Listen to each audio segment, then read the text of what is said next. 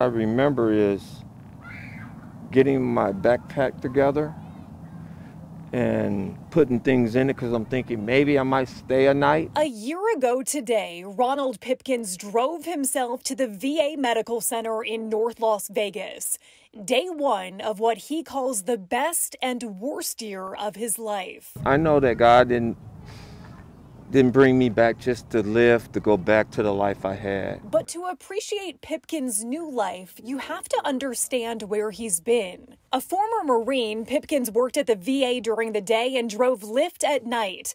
In October of 2019, he says he started feeling sick and went to the ER twice in January of 2020 with what was later diagnosed as a staph infection. In late February, he traveled to Seattle for a college visit for his son. And when they got home, he hit a wall. Immediately, I started just dragging to the point where I couldn't do 2 push-ups. And I had no taste. At this point last year, there were no CDC guidelines, no list of symptoms to look out for.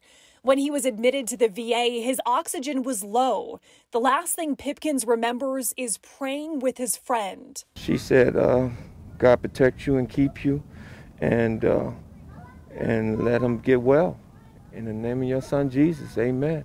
And I felt good when I closed my eyes. Pipkins lay in a coma for almost a month. His lungs and kidneys collapsed. My brother took a picture of me the only day he saw me in visitation.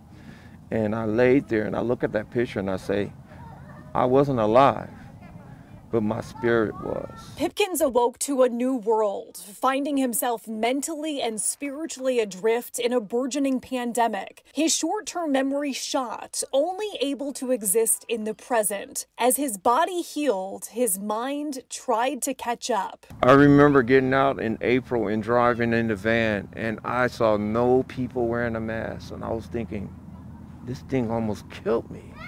What is going on? A year later, Pipkins is still dealing with the impact of COVID-19.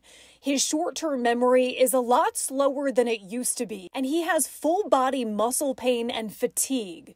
Even with lingering symptoms, though, he says he's grateful to God for his new life, one that more than 500,000 Americans were not so lucky to have. So many people are never going to see their loved ones for the holidays that was able to be with my kids. Father's Day, Thanksgiving, Christmas, best Christmas I ever had, and, my heart's out to the people that have lost someone.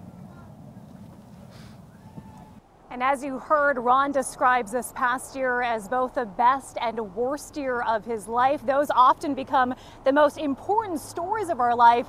And Ron is writing his down. He said that he started writing a book in May, and he really honed in on that in December. So something that we can expect in the months and years to come. Yeah, I mean, Jackie, as you alluded to there in that story, I imagine his blood must boil a little bit when he sees people still even today not taking this virus seriously. Yeah, he said that he was very frustrated to see how this pandemic was politicized. He said to see some people believing in it and some people not believing it when it really brought him to the depths of his life. It is frustrating for him to see, and he says that it is still very serious and that we should still, be paying attention to it, wearing our masks, social distancing, doing all of the things that we know how to do over the last year. Yeah, we certainly wish him the best and continue recovering from this virus. Yeah, Todd. certainly glad he's sharing his story as well.